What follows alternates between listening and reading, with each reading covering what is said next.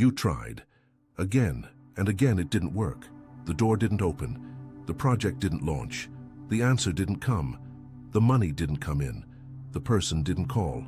And it's not the first time. In the last few weeks, perhaps the last few months, you have the distinct feeling that something is stalling your life. It's not laziness, you're making an effort. It's not incompetence, you know what you're doing. It's not bad luck, because bad luck doesn't last this long. It's as if someone had placed a glass wall in front of you. You see where you want to go, but every time you move forward, you hit it. And the question that is consuming you inside is, why? I am going to answer you. But the answer is not what you expect. Because the problem is not that you are doing the wrong thing. The problem is that you are doing things, anything, everything, when what this moment demands of you is not action, it is a stop. And this difference between acting and stopping is what will separate this phase of your life from everything that came before. Stay with me until the end. If this channel has already brought you some answer when nothing else made sense, subscribe now, because what I am going to show you today is the exact mechanism behind every block you are facing. Let's go by what you are feeling, and I will be specific, because precision here is what will prove to you that this is not a coincidence.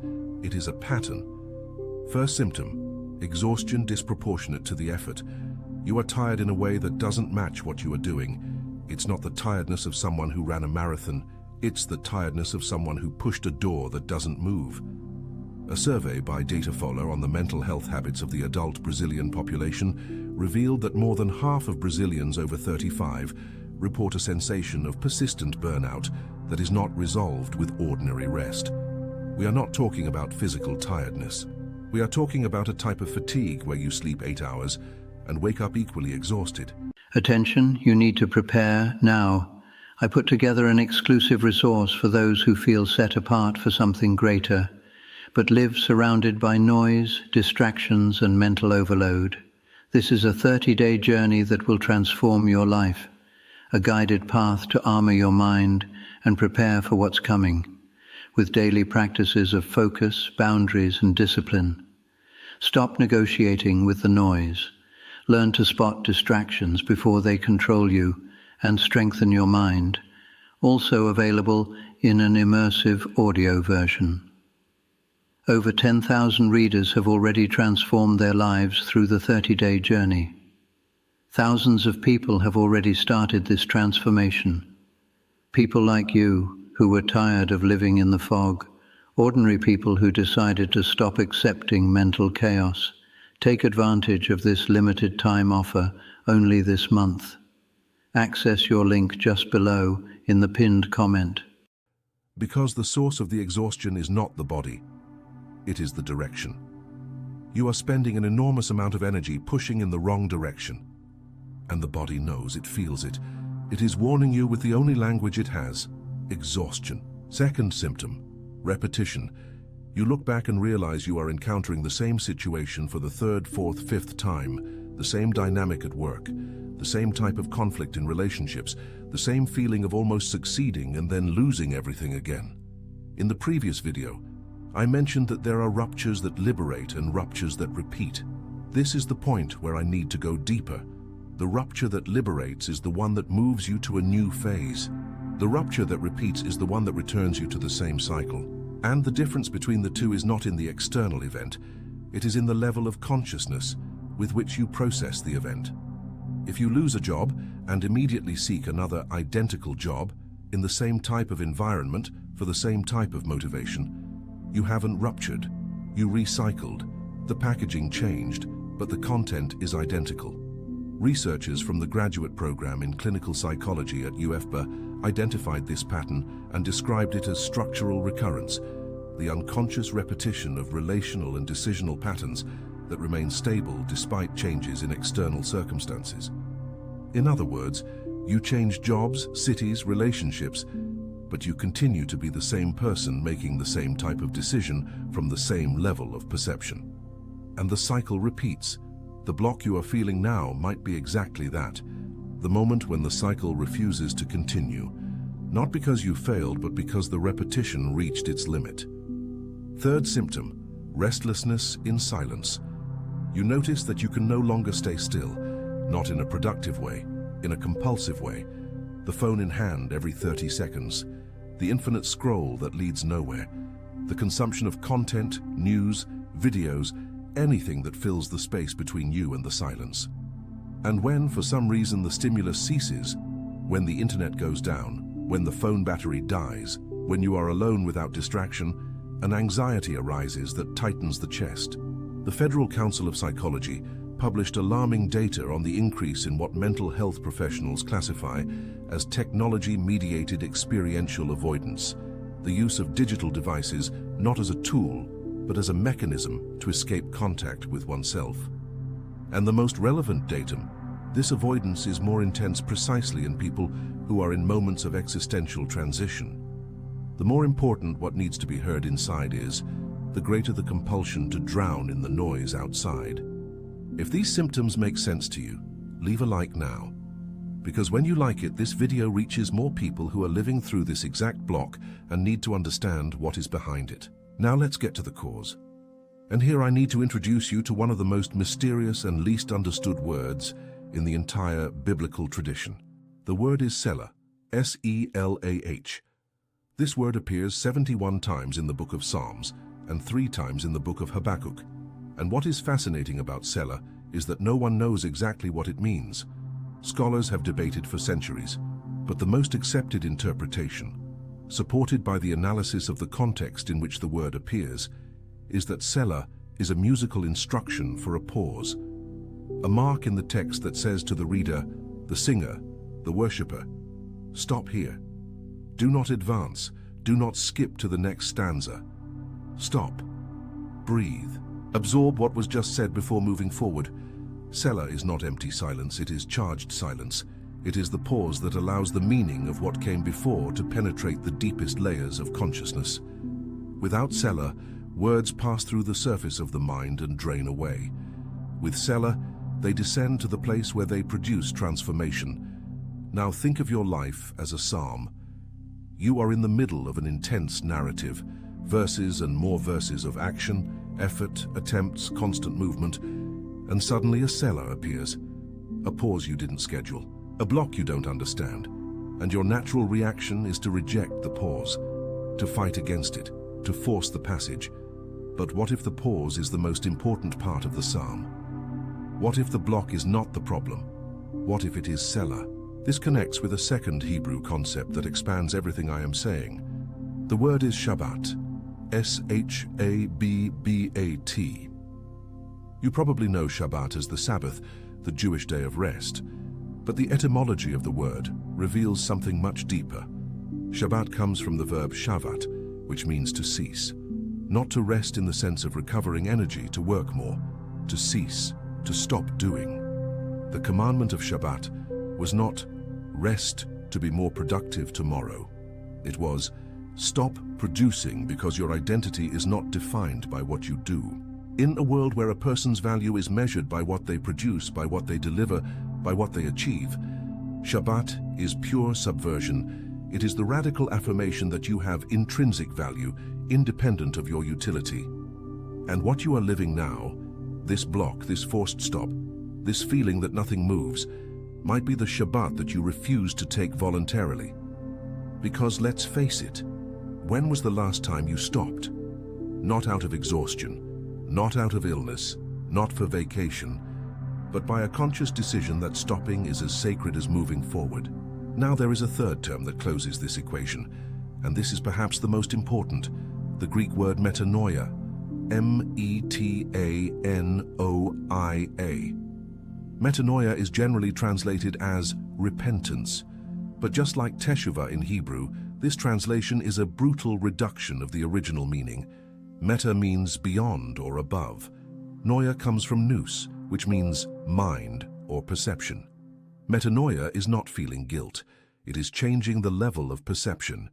It is seeing the same reality from a higher observation point. This is what the block is trying to produce in you. You're trying to solve your problems at the same level they were created. You're trying to unlock life with the same tools, the same strategies, the same beliefs that locked it in the first place. And it doesn't work. Not because the tools are bad, but because they operate at the wrong level. Metanoia is the level up. It is when you stop trying to fix the pieces on the board and realize that the entire game needs to change. And now I need to tell you the story of a man who lived the most dramatic seller in the scriptures. His name was Elias. This prophet had just starred in one of the most spectacular moments in the entire Bible, the confrontation on Mount Carmelo, where he faced 450 prophets of Baal alone and demonstrated unequivocally the power of God. Fire from heaven, absolute victory, the entire people prostrating themselves. From an external point of view, Elias was at his peak. He had never been more powerful, more validated, more successful. And what did he do next? He ran, he fled, he went to the desert, lay down under a tree and asked to die. Think of the incongruity. The man who just won the battle of his life wants to die. Why? Because the external victory did not resolve the internal collapse. Because the spectacular action did not replace the silent work. Because all that demonstration of power happened at the level of doing, and what Elias needed happened at the level of being. And it was there in the desert, on the ground, at the lowest point, that God manifested himself. But not as Elias expected. The biblical text describes the scene with cinematographic precision. A strong wind came that tore mountains apart and broke rocks. God was not in the wind. An earthquake came. God was not in the earthquake. Fire came.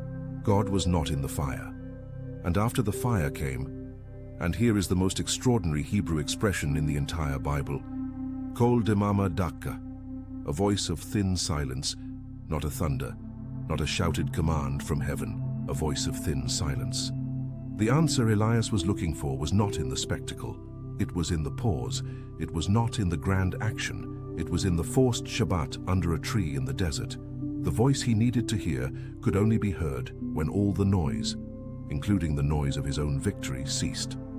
Researchers from Harvard University published a study in the journal Nature Human Behavior, demonstrating that insight, that moment of sudden clarity when the solution appears, occurs much more frequently during states of low mental activity than during concentrated effort. The brain solves complex problems not when it is working more, but when it is working less. The pause is not unproductivity. The pause is the laboratory where solutions are formed. The second story I need to tell you is that of Jonas. This man received a clear call to go to Nineveh, and he did exactly the opposite. He bought a ticket to Tarsus.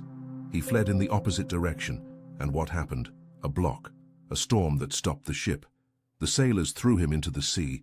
A fish swallowed him. 3 days in the dark, in the belly of a marine animal, without control, without an exit, without a plan. Now, the superficial reading of this story is, Jonas disobeyed and was punished. But the deep reading is radically different. Jonas was not being punished. He was being redirected. Every block, the storm, the sea, the fish, was a wall that prevented him from continuing in the wrong direction. And the belly of the fish was not a prison. It was cellar. 3 days of forced pause, of total darkness, of impossibility of action, where the only thing Jonas could do was pray. And it was in that prayer, not in the flight, not in the effort, not in the attempt to control, that metanoia happened. Jonas came out of the fish not only geographically redirected, but internally reconstructed. The block did not interrupt his journey. The block was the journey. Without the 3 days in the dark, he would have arrived at Nineveh as the same person who had fled, and a person in flight has no authority to confront an entire city. The third story closes the picture, Saulo of Tarso. This man was absolutely convinced that he was on the right path. He was not a confused or lost person. He was a brilliant academic, trained by the best masters, with a clear mission to persecute and destroy the Christian movement. From Saulos' point of view, he was serving God with excellence. The dedication was real, the effort was genuine, the conviction was unshakable, and he was completely wrong. On the road to Damascus, the most radical block possible came. He went blind. Literally. The light that knocked him down was not a punishment. It was an overload of revelation that Saulos' old operating system did not have the capacity to process. And what did he do during the 3 days of blindness? Nothing. He didn't eat. He didn't drink. He didn't plan. He stopped. Absolute Shabbat. And in those 3 days of forced darkness, of total pause, the most documented metanoia in history happened. Saulo did not come out of those 3 days with a better plan. He came out with a completely different perception, the same reality, the same facts, the same people, the same scriptures, now seen from a completely different level. Saulo died. Paulo was born, not because someone punished him, but because the forced stop created the space that incessant action had prevented. In the comments of this video, I want you to write the word clarity in capital letters. Clarity, because that is what the pause produces. Not more effort, not more attempts, not more speed. Clarity. It is you declaring, I stop pushing doors, I accept the cellar, I allow the silence to speak. Write clarity now. Let's get to the solution. Because now that you understand that the block is cellar, it is a sacred pause, not a punishment, the question is, what do you do with this cellar? First movement. Identify what you are trying to force. Take paper and pen now, literally not on your phone, and write, what am I trying to make happen by force? It could be a promotion. It could be the reconciliation of a relationship.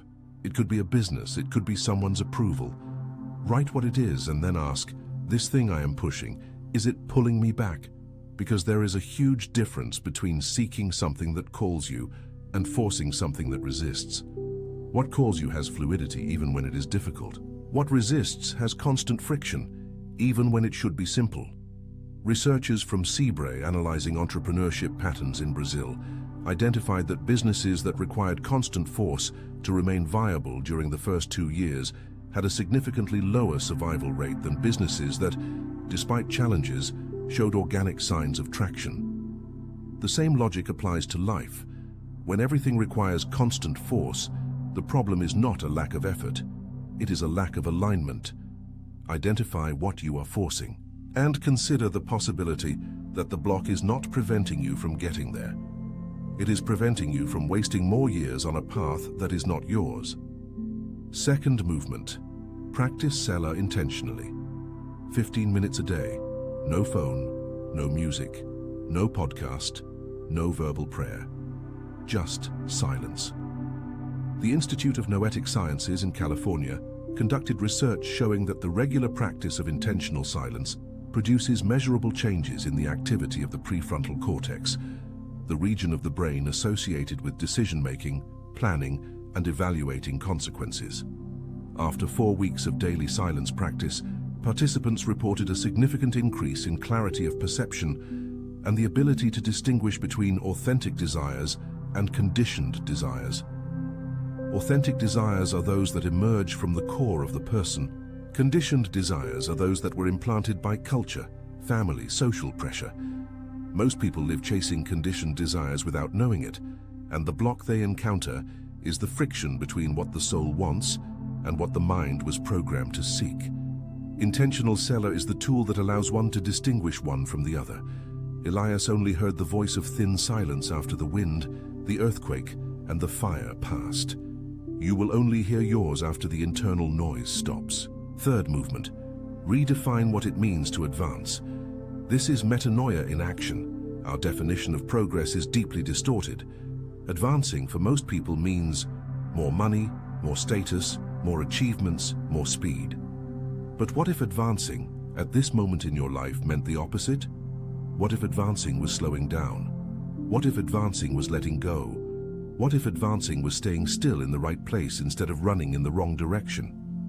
Jonas advanced when he stopped fleeing, not when he bought the ticket to Tarsus. Saulo advanced when he went blind, not when he rode with letters of authority in his pocket. Elias advanced when he lay down under the tree, not when he invoked fire from heaven. In all 3 cases, real progress happened at the stopping point. Pew C of Rio de Janeiro published studies in the field of positive psychology showing that individuals who internally redefined the concept of success, shifting it from external metrics to internal coherence metrics, reported not only greater existential satisfaction, but also, paradoxically, better external results in the medium term. When you stop forcing and start aligning, what is meant to be yours comes with a naturalness that brute effort would never produce. If this video reached this point with you, activate the notification bell now. Because in the next episode, I will open up a concept that will connect everything we have worked on in these last videos, the concept of Sod, the deepest level of interpretation in the Hebrew tradition, where the hidden meaning of your personal story finally reveals itself as an intelligible and actionable pattern. Now I need to close with something that might change the way you see the rest of your day. Remember Jonah's 3 days in the belly of the fish. 3 days without light, without control, without a plan. Remember Saulos 3 days blind in Damascus. 3 days without vision, without food, without action. There is a pattern here that cannot be ignored. The forced pause precedes the definitive transformation, and the pause has a duration. It lasts exactly as long as it takes for you to stop fighting against it. While Jonah struggled inside the fish, nothing changed. It was when he prayed, when he stopped resisting and allowed the seller to do the work, that the fish returned him to dry land. While Saulo probably tried to understand, rationalize, control what had happened, the blindness persisted. It was when he surrendered, when he accepted that the darkness was not an enemy, but a teacher, that Ananias appeared and the scales fell from his eyes. Your pause will last as long as you fight against it. The instant you stop pushing the locked door and sit on the floor before it, not with resignation but with receptivity, something will move. Not the door, you. Do you know what the hardest thing to accept in all this is? That the answer you seek is not in the next action. It is not in the next video. It is not in the next conversation with someone you admire. The answer is in that space of silence that you avoid as if it were poison. It is in that pause that terrifies you. It is in the cellar that the psalm of your life is demanding now.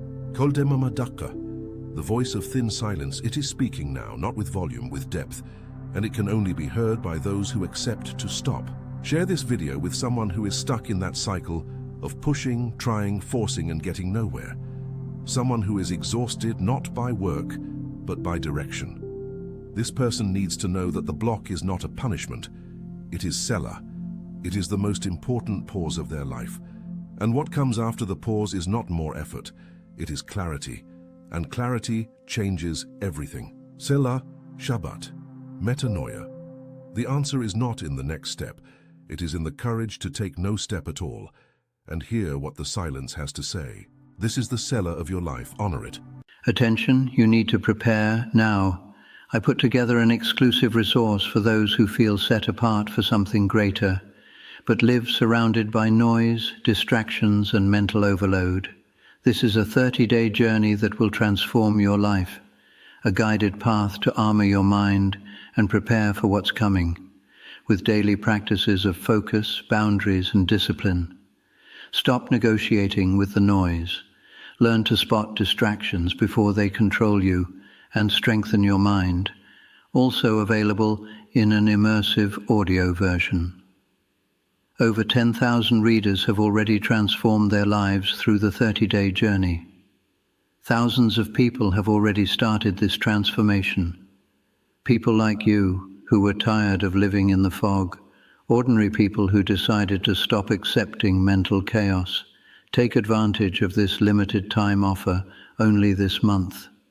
Access your link just below in the pinned comment.